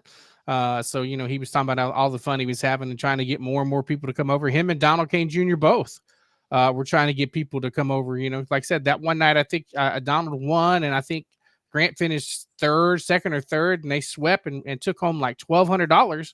When, no disrespect to 105, 105's got 3 times the car count and paying $400 to win. Yeah, They're in a factory stock. So it's the math is I've never understood the math on why it doesn't work. Never understood the idea on why it never caught on, especially with the abundance of factory stocks. But maybe a pure stock. I think that you don't need to run a pure stock there. I think with the chance to get in the Crown Vics in Houston, I think that opens up the door to have more competitiveness than a pure stock. So yeah. And I think Houston, and here's Adam Haw checking in right there, talking to Grant right there, telling him great job. I mean, Adam's another guy that in conversations that I've had, with the race folks here in Houston, I'm like, it's guys like Adam Haw that you need to win them. I mean, that's the guys that you want to have out there. And Adam raced out there when he could. Excuse me. So I mean, those are the guys you want. I mean, those are the guys that they come in with experience. I mean, the thing is with Adam, he came in with experience. He came in and he ran his dirt car. I mean, he didn't go in there and do all these different things. And that was kind of always, or has always kind of been the thought, where what you don't want to do is you want to keep it in that dirt realm. You don't want it to be to where you get a brand new purpose-built asphalt stock car. That's not what you're going for, because then you get into the outlaw problem, where it's like, okay, here's the basis of what we're trying to do, and then boom, here you go, it's all out of control. And by the way, our friend Cody Brusso has 2 really cool outlaws for sale at a great price. Message her on Facebook, or Brooke, one of the two. I'm telling you, Texas guys, if you want good race cars, there's 2 of them sitting in Florida that you can get at a really, really good price. But kind of what I determined this year, now that the season's over, I think that for Houston, with this class that we're talking about, the whole what were they called? What were they called? Grand stocks? No. What were the H&P stock cars called before? The bootlegger. The bootlegger idea. Yes, by all means, invite those cars, because like Russell the other night, I mean, that's one of those bootlegger car ideas. But I think the emphasis needs to be more on the factory stock, where like at I-37, the bootlegger idea with the Fireball, it has just worked like a charm over there. Yeah, it's done wonders over there for that car count. Amazing over there. So I think that's one thing that hopefully Houston determined that this year, okay, we kind of need to push this direction. Yeah, if you have an old HMP, because when he brings the old, HMP or a pro stock out, it's like, if you have one of those, come on, let's figure out a way to make it work. But really make a push to the factory stocks, because those are going to be the ones, because the other ones aren't coming. They're better suited for what's going on in Pleasanton. Unless you try to do what Pleasanton's doing on asphalt, but I don't think that's going to work. Well, I mean, take that same set of rules and adapt them to Houston, but I don't. But they tried that with a bootlegger. So yeah, that was kind of my thought right there. Is that you tried it with the bootlegger, but I think that where the problem came in is that you had so many of those cars were not central to Houston. They were more over there, because in Bexar County out that way. Because if you look at them, it's a lot of people that are out there.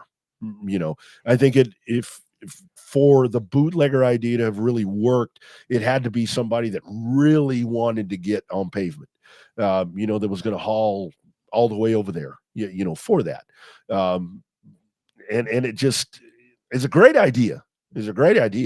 But it's just where it just proves how great ideas may or may not work, because at I-37, shit, I mean, whoever came up with that idea needs a raise at At Houston, not so much. It just never panned out. Yeah, for whatever reason, the bootleggers never took off, despite what is it? The best intentions sometimes still don't work. Absolutely, absolutely. I mean, it was, and the other part about that was, and this is something that's kind of upset some people in the past when it's been mentioned, mainly by me. The H&P Pro stocks went away for a reason. There weren't any. Yeah, there was like 2 or 3. Yeah, and if you really go back and you think about those times back then in Kyle, I mean, we had all these super stocks or street stocks, or we'd have 25, and over there they'd have 5 or 6, or at one time they did have an abundance, but they started to fall back. Where the super stocks, we started out, we had 3, and then by the time it was all said and done, we had 30. But the difference was, I mean, you didn't see a lot of guys from Kyle that would go to Houston. I mean, whether it be, race conflicts, the dates didn't line up or whatever, but in Kyle, we would have like David Webster. I mean, even Ian raced with us in the super stocks and all that they would come over here and race. And that just wasn't the case over there in Houston. I think if the pavement track would have been I-37, the bootleggers would, hell, there'd probably be 80 of them right now. Maybe. I see the correlation for sure, because when you see them bringing out of the woodworks, it's a lot of the old. I mean, a lot of it is the old asphalt cars. Now they're incorporating old late models in there too. I don't know if they have to add a weight break or a weight penalty or whatever to run a late model. But I mean, I've seen a few of those pop up, and we'll see. Maybe I think are they adding the fireballs to any of the big shows coming up? I don't know. I don't know if they're on that card for the big event that's coming up. I mean, I would hope so.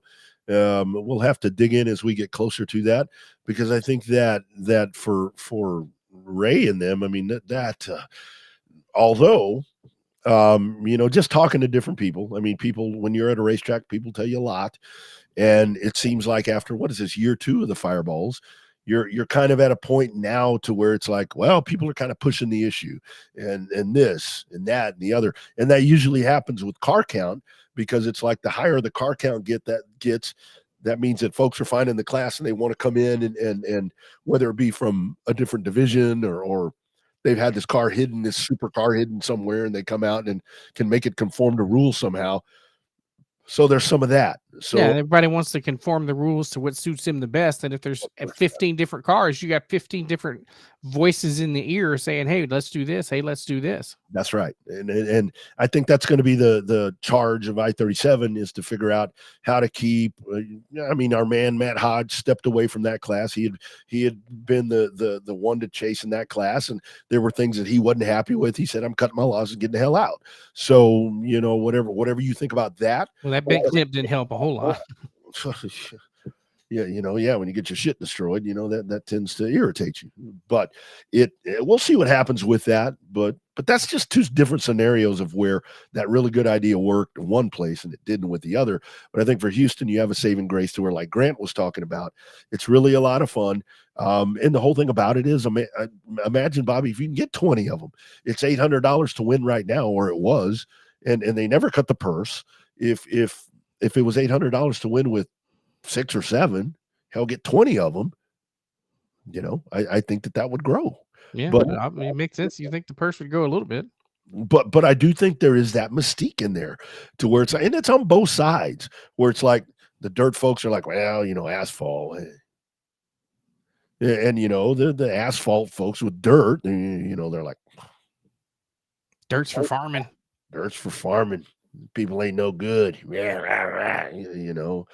It's like, come on, you guys. You don't have to pick one. You don't have to pick one. You can like them all. You like them all. It's possible. It really is. It really is. And it's not hard to do either. No, it's really not. It's really not. Just give it a chance 1 or 2 times. All right. So great stuff right there from Jake and from Grant Whitney, 2 champions over in Houston. So you had yesterday, I found some more sound today. The pace car thing yesterday. Oh my goodness. They got that second pace car out there quick, didn't they? You see that? That's why they always have 2. Everybody wonders why they have 2. And that's why, in case something messes up with the first one. I think the pace car driver was just showing out or something, because it was one of those things where I think he thought, oh man, I got to get off the track. And he just kind of whips it over right there. It's like when you make that lane change, trying to get over to the exit lane, and he just kind of whips it over. And that was, I don't really think, I mean, you remember they stole the pace car at Talladega that one time. Yeah. I don't think I've ever seen that before. Did they did they ever confirm if he got popped by the 9? I never heard if he did. I didn't think he did. I don't think it's pretty close, but I don't think the 9 popped the pace car when he turned left. Yeah, no, I don't think so. I think he just kind of made an abrupt move right there, and just kind of lost control right there. And my Camry had really good, what do you call it? Traction control. The last Camry I had good traction control. You could whip that thing over, and I never broke it loose. But anyway, so here's Denny Hamlin. This is some sound from Denny Hamlin on the radio. And it's perfect that it's Denny, and you got to listen to this all the way. This is Denny Hamlin and Chris Gabehart, their radio communication as the pace car incident happened yesterday at Phoenix. Oh shit, pace car.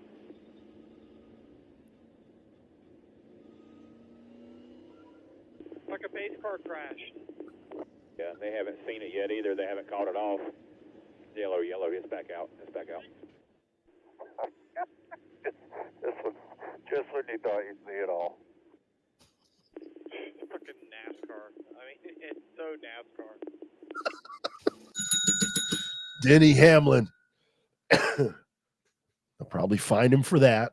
Come on. Yeah. Don't be mean. Don't be saying those things.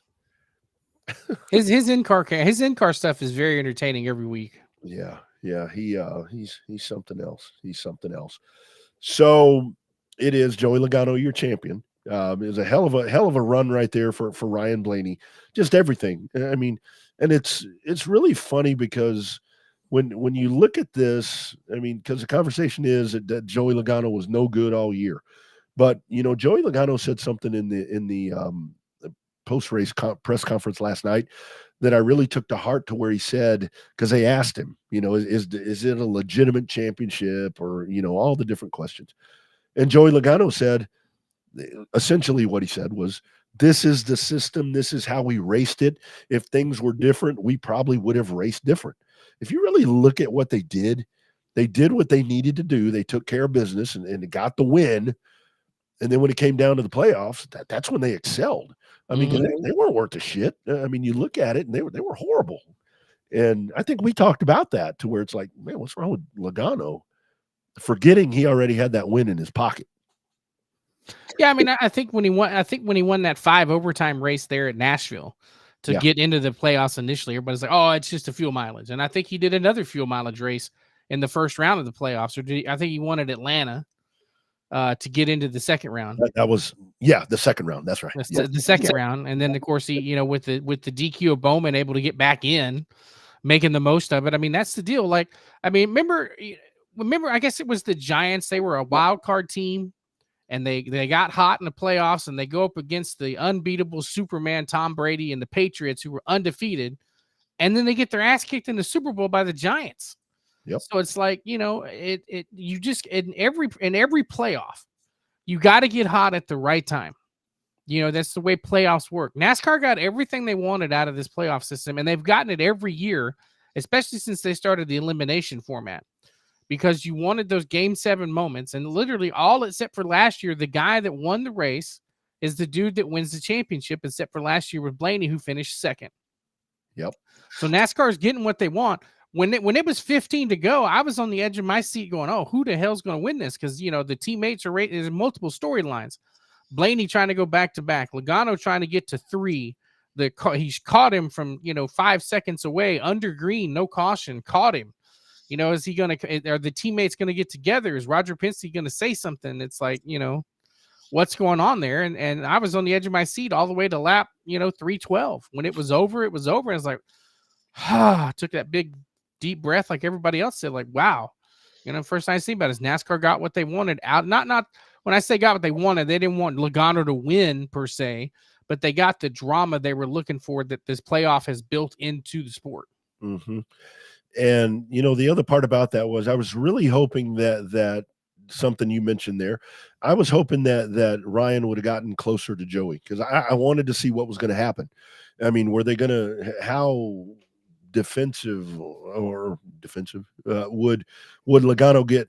I mean, would Ryan put the bumper to him? I mean, I was really curious to see what would happen there, but I mean, it just didn't work out because I think that last run right there was very much just a kind of a snapshot of Joey Logano this year. You get to the end right there, and it looks like looks like there's a chance he's about to be beat. And I'll be damned, that car became a jackrabbit again. And Newman, Blaney just couldn't get to him.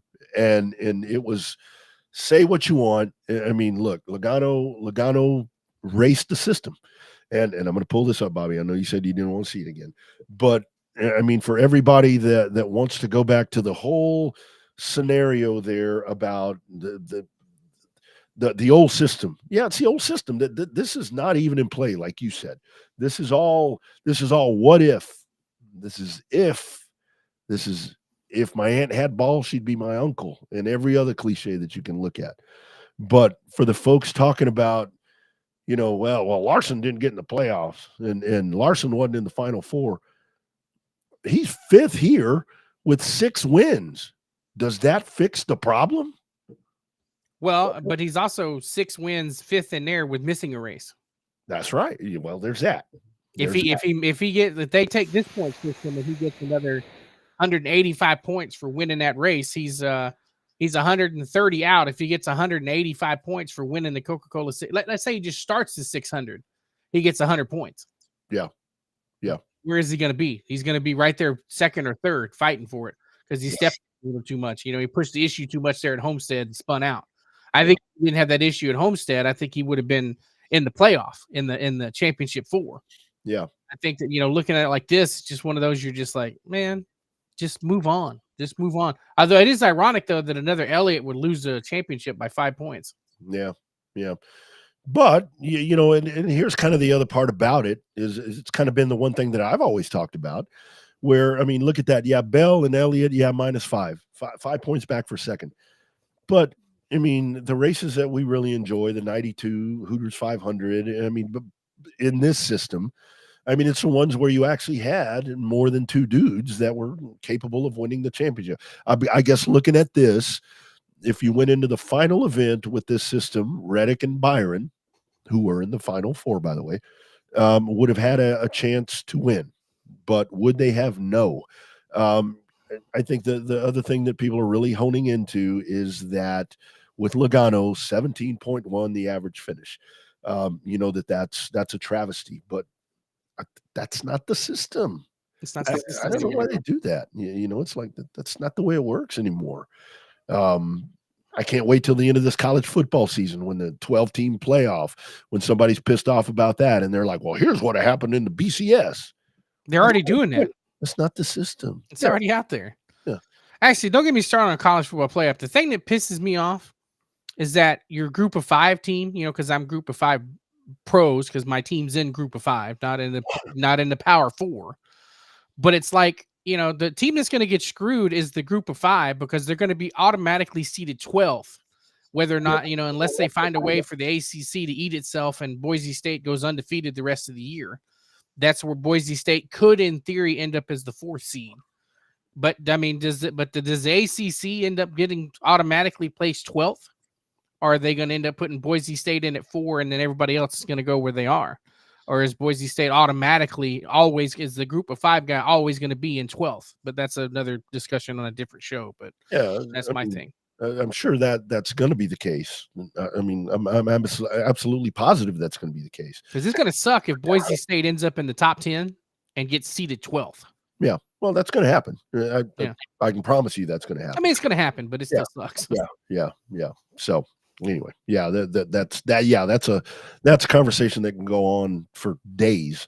And again, those playoff rankings come out tomorrow, 6 p.m. Central on ESPN, where you can find out where your college SEC. I know we got a lot of SEC folks checking in on Racing America, so we can talk about that sometime. Especially that's going to be the nice thing now because that kind of NASCAR's out of the way. There's going to be some gaps in there between you know, some big dirt races down here and stuff over there. I mean, in Pensacola, I mean, all the different things coming up. The Bigley 128, boy, that's going to be a huge one. That's man, that for the pre-entry for that is just outstanding.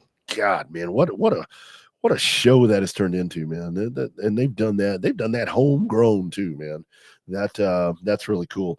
By the way, speaking of that, they had the North-South shootout at Caraway. I saw yesterday, and it was Matt Hirschman, the winner in that. And I saw that one of those Myers boys got one of them ran into somebody and caused a pileup, I think, and then another one got a helmet thrown at him. Oh my goodness. But one got turned and started that big pile up. Yeah. He got turned. I'm sorry. And then the other one got a helmet thrown at him. It's like, guys, you ain't at the Bowman Gray. Come on, calm down. There's no reality show going on right now. Speaking of Bowman Gray, you see how the people losing their minds that NASCAR's taking out the Armco barriers or putting in concrete walls with safer barriers? Yeah. They're up people in are arms. losing their mind about that. Yeah, they're ruining it. Well, you know, I mean, for what Bowman Gray is, I kind of tend to agree. But the fact that they're going to run those cars there, I mean, the Cup Series, I mean, you can't run them like that. Did they have softball at the Clash? Yeah, they had those temporary soft walls that they could put in there, if I'm not mistaken. So, I mean, that's kind of part of the gig. I would have liked to seen them stay with the Armco, like Richmond used to be back in the old days. Yeah. I mean, pretty good. That would have been a good test. Not that I want anybody to be injured or anything, but I think that would be a really good test right there to see one of these, you know, kit cars bounce off of that Armco barrier, and that would tell you how well they're built and how, you know, the front stub and the backside, and do they work hand in hand? They still got to some of them toe links. You hit the rear of that car on that Armco, that toe link is toast. Not that it ain't toast popping softballs, but if it hit that Armco, man, them rear toe links is just gone. Yeah. They gotta stiffen that thing up somehow, because it's a damn shame, and that's the other thing. They gotta figure out this injured car policy, get some consistency there, get all of that done. I think they just need to get away with the DVP. Period. I agree. Just let them go out there. I mean, I love those old. I mean, look, I'm one of the worst guys with back in the day stuff. But I will tell you one thing that I like back in the day is when those cars come rolling out there with no fender, they're duct tape everywhere, holding shit together. I mean, that's cool, man. That Mark Martin one where he's got the hood. Talladega, yeah. I mean, has the duct tape number 6 on the side because they had to replace so much sheet metal on the side. Like, yeah. Speaking of tore up cars, so I was thinking about this earlier, where it's like when folks are talking about, you know, well, the guy with the most wins, you know, well, you know, the guy with the most wins doesn't necessarily win all the championships. Let me give you a list, and I'm sure I'm missing people. This is just, I thought about this right before we came on. If the guys with the most wins shouldn't have won championships, Matt Kenseth would have never been a champion. Benny Parsons, speaking of damaged car policy, they put a whole new half a roll cage in that season finale so he could come back out. I think he exceeded the pitch clock or whatever they call it in that one. Darrell Waltrip in 1985 would not have been a Cup champion. Should have been Elliott that year. Yeah, Bill in Elliott theory. had a hell of a lot more wins than he did.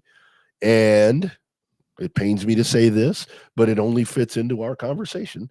Our man Terry Labonte would not have won either of his 2 titles. Nope. 96, Jeff Gordon had more, but Labonte was just more consistent.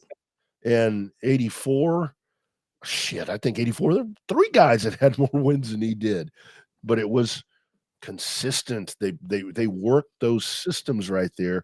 So just with those names right there, that tells you that when you work the system correctly, like, and I don't mean it in a bad way, the point system, like Joey Logano said last night, when you do it that way, you should be worthy of a championship. Would I have liked to have seen somebody else win the championship? Absolutely. But he's the champion. And you know what? When it comes to folks that represent the sport well, can't get much better than that, dude. He's learned. I mean, he's got appeal. And biggest thing, now that FedEx is gone, He is now one of the last guys with a damn near full season 25 race sponsorship by one company with Shell Pennzoil. Yep. Now, granted, a lot of that's a business to business deal with Penske Auto Group, and IndyCar now runs Shell Fuel and stuff like that. But regardless of why that sponsorship works, it's still one of the, he's sponsored by Auto Trader for a couple of races. Sure, he's sponsored by AAA for a couple of races. Hunt Brothers Pizza.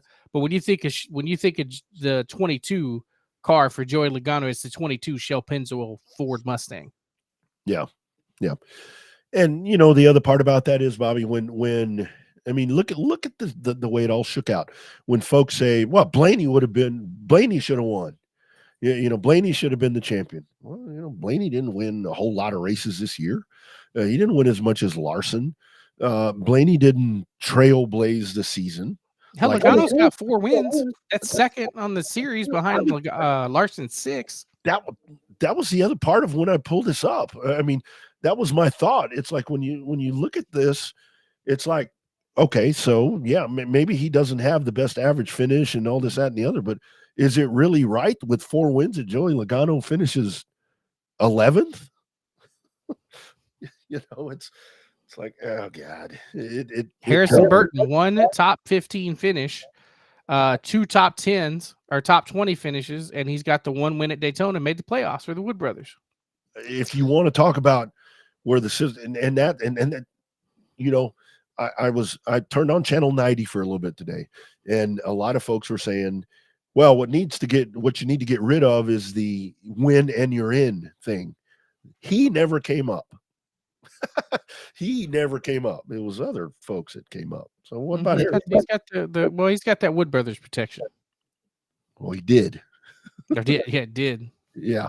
So, and that was a great moment, and that's fine. But that's where there's different ways. But and I'll kind of finish off with this. Everybody, you and me, Bobby included, and folks across every one of these different networks that we're on, and folks that are going to watch this, and people on X and Facebook and they get upset with what happened and the way this all shook out and whoever won the championship. Everybody says the system is broken, but there's not a lot of people that have ideas how to fix it, right? It's like, go back to the old one. There's no tweaking, there's no anything. You go back to the old system because that fixes everything. Did you watch Happy Harvick's podcast last week? Mm-hmm.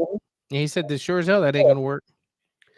Happy Harvick, I think, hopefully NASCAR, maybe they gave him this idea to sell it. I doubt it, because it sounds like a Kevin Harvick idea. Kevin Harvick has the best idea on how to fix this, and this will tweak this system to where I think people don't have as much room to complain. Now we do have a regular season champ. With Tyler Reddick, but he's not the regular season champ if Kyle Larson shows up to Charlotte. I got an idea. I think, what if we took the regular season champ and he got an automatic bid into the Final Four? We reward the regular season points champion with a spot. Because of their body of work the whole time. He's in the championship 4. Well, guess what? Second place, you're going to go to the championship 8. You're going to go round 8. And your third place guy, he's going to go to the championship 12. 4th, you're going to be in the 16, because then it at least gives you something in the regular season to not only race for first, but we're racing for first, second, third, and fourth. You got the championship points and an automatic berth into each round of the playoffs. I think that's something to think about. I don't think it'll work, but it's worth looking at. Yeah, I'm sure somebody will come up with the points and say, based upon, how they said when they first went to the elimination format like they have now in 2014, they said Dell Jr. would have won 2 titles. Mm-hmm. Yeah. So, but I don't see, for a lot of reasons, I don't see that. I mean, it's impossible. It is totally impossible for NASCAR to go back to this. No, because the reason being, I mean, with the new, and I think something that's going to I'm curious to see a lot of things next year, but I think now with the new media partners and just the way everything's going to be, there's going to be, I heard in the state of the sport address on Friday or whenever that was, where they were talking about just the significance and the footprint that's going to be laid out coming up to make sure with practice and qualifying and exposure and promotion and all that. I think that's going to be a really, really big thing. But I don't necessarily think you need to go in here and tweak this system, but I don't know. Do you think they're going to change something? I don't think so. I mean, they've already got an in-season tournament that's going to pop up on Amazon Prime for the summer. So, I mean, that's the biggest change they're going to make. Imagine that. Your mid-season, in-season champion doesn't make the Final Four, doesn't make the championship four. Is that going to be a discussion next year? I think it's going to be on who wins. When Chase Elliott won in 2020, there wasn't as much backlash as there was this year. Yeah. Blaney won last year, not as much backlash, but I think it's just because Logano is so polarizing. Yeah, there haven't been this much backlash on a championship since Kyle Busch won in 2015 after he missed 3/4 of the season. Yeah, exactly. And the thing about it is I do agree that the regular season champion should have some sort of 15 points isn't enough. No. Absolutely. Yeah, I do like the automatic thing because you should be rewarded. Automatic birth into something. I mean, maybe the 8, but the regular season champion was in the Final Four anyway.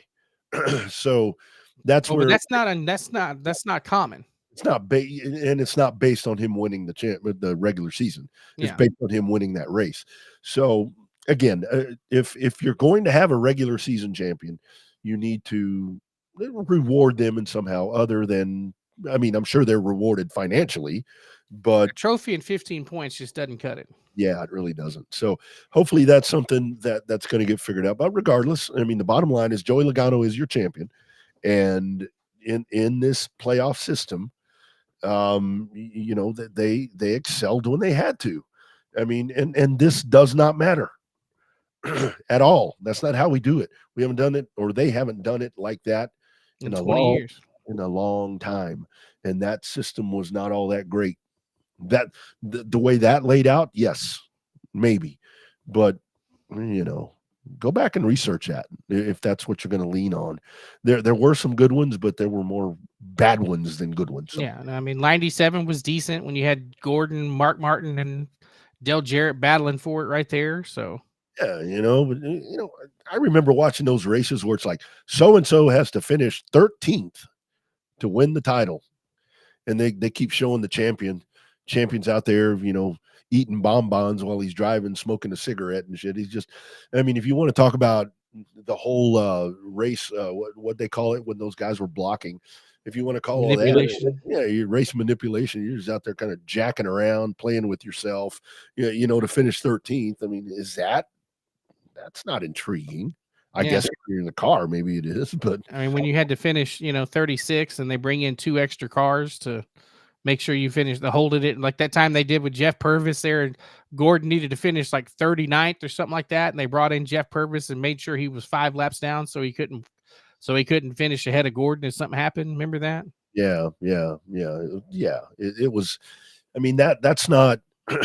And then, I mean, I remember those season finales. I mean, like when they had them at Riverside, and it was Waltrip and we haven't even mentioned, rest in peace, our man Bobby Allison. They would get out there and they would race, and it was usually Daryl that had an advantage here, and Bobby'd go break a transmission because he was driving that damn car so hard that he burned the rear end up or burned the transmission up because it was an insurmountable amount of points that he just couldn't make up, and that sucks. I mean, that's boring. I mean, I don't know. But on that note, man, Bobby Allison, man, I'm glad he got the 85th when he got it. Oh, I think NASCAR knew something was coming for them to do that, especially coming up with Bowman Gray and all that. So I'm glad to see that he got his 85th. And we just recently reposted that. So that was a good interview. Looking at reposting a lot of the Legends interviews over the offseason. Yeah. That's one of those guys right there to where as a longtime short track fan, and I think a lot of folks will understand this to where, Bobby Allison, the NASCAR driver, is just, unbelievable. I mean, just a great, obviously the 85 wins and Daytona 500 wins and all the different things, a Cup champion in 1983, where all of that is there, but to me. I mean, the true, I mean, Bobby Allison is those short track stories. I mean, like Freddie told on this program. And, you know, Bobby Allison was that guy where it's like that dude would just dart the United States and take his short track cars out and go race.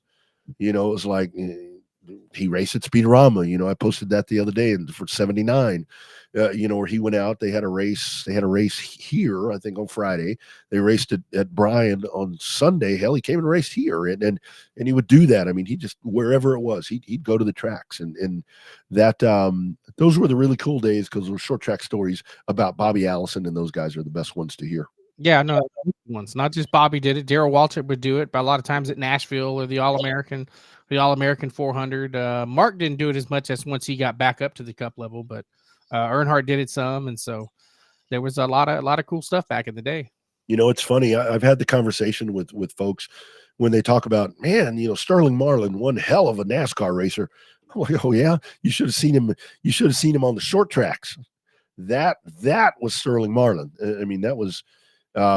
Yeah, those are good. I mean, those are good stories, but really, really, really cool stuff. And sad to lose BA there, because that's a legend. And, you know, a lot of thoughts there to Donnie. I mean, because those guys, I mean, they were tight as can be, you know. Still were at their advanced age too. Yeah, absolutely. So I'm sure lots of thoughts there to the Allison family. All right, Bobby, let's get ready to close this bad boy out. Another Monday show. Again, big thanks to the showstopper, Jake Wright, Houston Motorsports Park truck champion once again for the third time, and Grant Whitney, dirt ace, who dives over in the factory stocks, or takes his factory stock over to the pavement and wins a championship there in the HMP stock cars. Kind of a slower week, man. What's on the horizon for you? Not a whole lot. Nothing off the top of my head. Obviously got the UTSA game Friday night, which kind of opens up Saturday. I've been working on my my golf cart project, which is why I can't buy that PT Cruiser, because I just spent a bunch of money on a golf cart. So we'll see how that all shakes out. Plus, the better half already said no, and I showed her a picture. She's like, absolutely not. So maybe I'll try to get me a hold of one of them Crown Vics. Won't get a chance to race it a lot because I'll be in Edna a lot, but just depends on how the schedules shake out there. Maybe I'll get a Crown Vic or something. Yeah, there you go. There you go. Race season will be upon us very, very soon. Just kind of on a side note, the Houston dates, those are going to drop, I would say, within the week. I've got confirmation. You're going to hear them here. So that's going to be the whole thing, whether it be on a Monday show or a special edition, some sort. So just kind of stay in tune with the HMP Oval page and on Revved Up as well, because you'll hear them live as they drop, or for whatever may be coming for the folks in Houston in 2025. All right, my man, have a great rest of the week. I don't think the weather's going to cool off. No. Yeah, we're with the same old shit all over again. Enjoy your week, brother. Hope everything keeps rolling forward. Yeah, to get a little better, I hope. But we'll just keep trucking along. That's the joy of it. So, but we'll hope everybody has what's left of your race season. Everybody have a good race season. So that's it. And the big show's coming up. We will cover them right here on #Real Race Talk. It is the Revved Up Sports Show. We will do it again next Monday, 6:30 p.m. Central. Showtime, Bobby Chaffee down south. I'm Rodney Rodriguez up north as we kind of circle around the Austin area. We'll do it again next Monday. You all have a great week, and we'll talk soon. Find a racetrack or a streamer near you.